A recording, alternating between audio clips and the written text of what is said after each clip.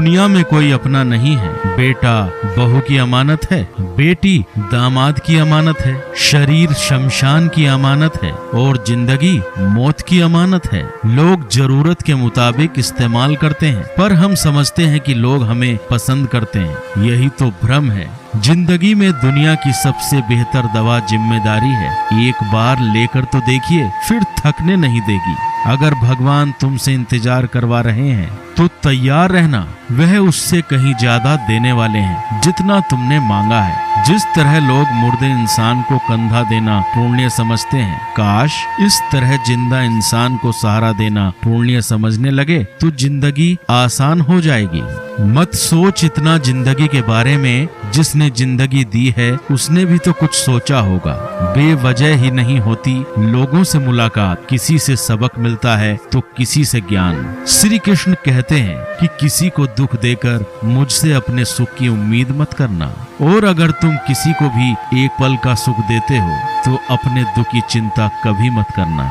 जब दर्द और कड़वी बोली सहन होने लगे तो समझ लेना जीना आ गया है। कौन क्या कर रहा है, कैसे कर रहा है, क्यों कर रहा है, इन सब से आप जितना दूर रहेंगे उतना ही खुश रहेंगे। हंसते रहो तो दुनिया साथ है, वरना आंसुओं की तो आंखों में भी जगह नहीं मिलती है। जीवन में जो होता है वह किसी वजह से होता है, या तो वह आपको कुछ बना कर जाता है या फिर कुछ सीख कर। कटना, पिसना, निचोड़े जाना, गन्ने से बेहतर कौन जानता है कि मीठे होने का नुकसान कितना होता है। जब कोई दिल दुखाए तो सबसे बेहतर है कि हम चुप हो जाएं, क्योंकि जिन्हें हम जवाब नहीं देते उन्हें फिर वक्त जवाब देता है। अंधे बहरे गूंगे बनकर अपने लक्ष्य पर ध्यान देते रहो। यहाँ इतने खाली लोग हैं कि ना तो खुद कुछ करेंगे और ना करने वालों को कुछ करने देंगे, और उनका मनोबल भी तोड़ देंगे। लोग जरा सी बात पर आपको छोड़ देते हैं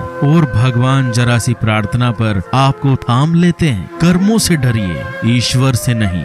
ईश्वर तो आपको माफ कर देता है मगर कर्म नहीं। यह अटल सत्य है कि जैसे बछड़ा 100 गायों में अपनी माँ को ढूंढ लेता है, उसी प्रकार कर्म अपने कर्ता को आज नहीं तो कल ढूंढ ही लेता है। नियत साफ और मकसद सही हो तो यकीनन किसी न किसी रूप में ईश्वर भी आपकी मदद करते हैं। जिंदगी में जितना शांत रहोगे उतना ही मजबूत बनोगे, क्योंकि लोहा ठंडा होने पर ही मजबूत होता है। गरीब रहोगे कोई ध्यान नहीं देता, मेहनत करोगे तो सब हंसेंगे, लेकिन जब कामयाब हो जाओगे तो सब जलेंगे। जिंदगी वह हिसाब है जिसके पीछे जाकर सही नहीं किया जा सकता। इसलिए आज में सुधार करें और पुरानी बातों को अनुभव की तरह इस्तेमाल करें। जिस जिंदगी में उत्साह और अनुशासन ना हो उसे जिंदगी जीना नहीं, जिंदगी काटना कहते हैं। कभी कभी आप बिना कुछ गलत किए भी बुरे बन जाते हैं, क्योंकि जैसा लोग चाहते थे आप वैसा नहीं करते। जिस मनुष्य के हृदय में सच्ची मानवता हो उसकी सोच हमेशा यही होगी कि मुझे मिला हुआ दुख किसी को ना मिले और मुझे मिला हुआ सुख सबको मिले। मैंने हंसकर भी देख लिया और रोकर भी देख लिया, किसी को पाकर किसी को खोकर भी देख लिया। यह जान लिया कि जिंदगी वही जी सकता है जिसने अकेले जीना सीख लिया हो। जिंदगी बहुत कुछ सिखाती है, थोड़ा रुलाती है और थोड़ा हंसाती है। खुद से ज्यादा किसी पर भरोसा मत करना, क्योंकि अंधेरे में तो परछाई भी साथ छोड़ देती है। अगर कोई आपको सच्चा प्यार करता है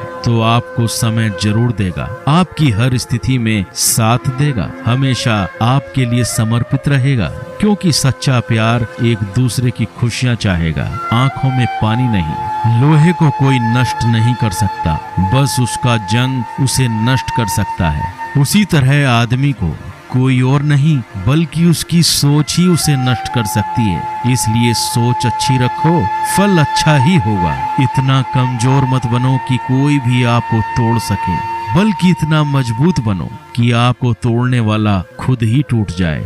दर्द आपको मजबूत बनाता है, डर आपको बहादुर बनाता है, अनुभव आपको सिखा देता है। जिस दिन हम समझ जाएंगे कि सामने वाला गलत नहीं, सिर्फ आपकी सोच अलग है, उस दिन जीवन में सब सुख दूर हो जाएंगे। क्यों रोते हो? मन का ना होने पर जो लिखा है वही होकर रहेगा। क्यों रोते हो मन का ना होने पर? जो लिखा है वही होकर रहेगा। एक रास्ता बंद करने से पहले भगवान 10 रास्ते खोल देते हैं। गर्मी के मौसम में पत्ते सूखने के बाद भी पंछी घोंसला नहीं छोड़ते, क्योंकि वह जानते हैं फिर से बरसात आएगी और पेड़ पर नए पत्ते आएंगे। जो हुआ उसे भूलकर नई शुरुआत करो।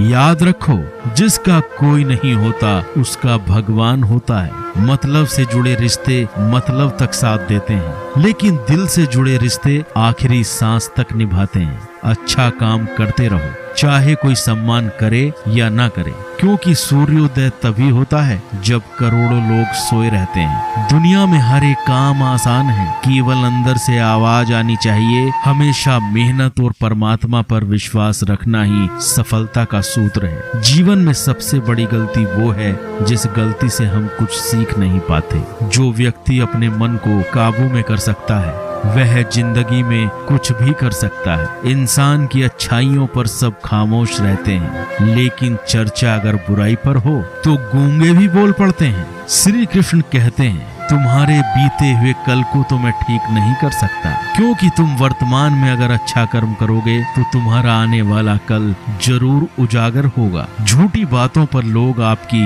वाहवाही करेंगे, वही लोग आपको तबाह करेंगे। बुरे से बुरा क्या ही होगा, हम तो हमेशा ही सोच लेते हैं, मगर अच्छे से अच्छा क्या होगा हम यह कभी नहीं सोचते। जो ईश्वर रात को पेड़ पर बैठे पक्षियों को कभी गिरने नहीं देता, तो सोचो वह तुम्हें अकेला और बेसहारा कैसे छोड़ सकता है। आज के जमाने में कोई अपना नहीं होता, सिर्फ लोग तब तक हाथ देते हैं जब तक उनका स्वार्थ होता है। जब तक उनका स्वार्थ होता है, अगर कोई अकेला है तो इसका मतलब यह नहीं कि उसे कोई पसंद नहीं करता, बल्कि वह अकेला है। बल्कि वह अकेला इसलिए है क्योंकि उसने दुनिया की औकात जान ली है। एक बार राजा और उसका मंत्री तलवार साफ कर रहे होते हैं। तलवार को साफ करते समय तलवार अचानक राजा के पैर पर गिर जाती है और राजा की पैर की उंगलियां कट जाती हैं। उस राजा की उंगली कट जाने के कारण बहुत ही तकलीफ हो रही थी। इस पर उसका मंत्री कहता है, शांत रहिए महाराज, जो कुछ भी होता है अच्छे के लिए ही होता है।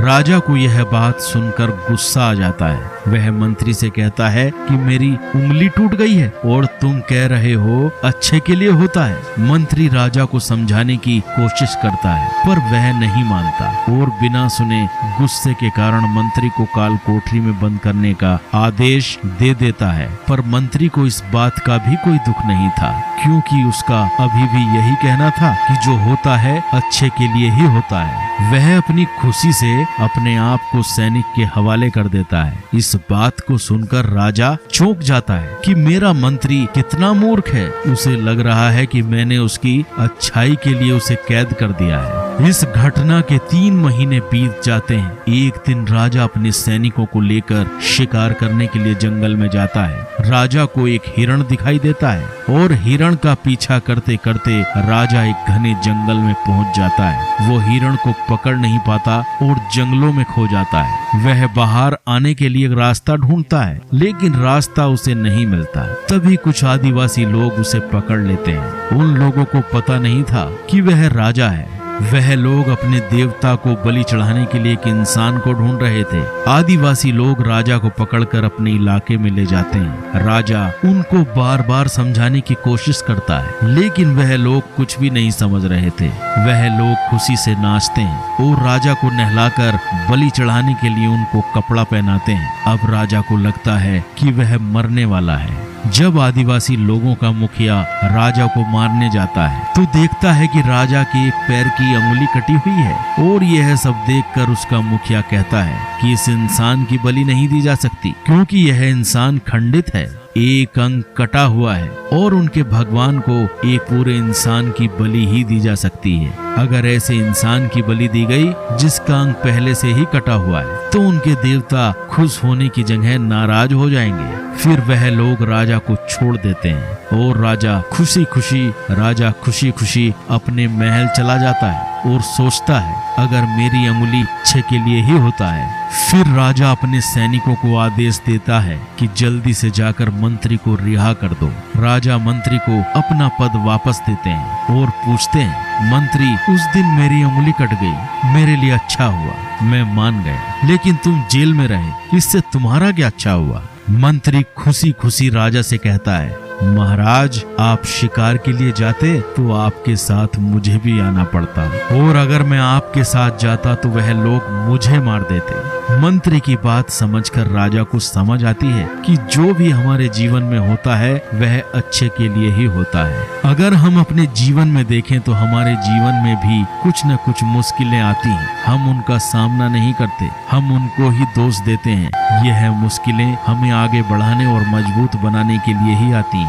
हर मुश्किलों को सकारात्मक तरीके से देखना चाहिए, क्योंकि हर चीज कुछ न कुछ सिखाकर ही जाती है। हर व्यक्ति के जीवन में सुख और दुख का आना जाना बना रहता है। दोस्तों, आशा करते हैं यह वीडियो आपको पसंद आई होगी। मिलते हैं जल्दी एक नए ज्ञानवर्धक वीडियो के साथ।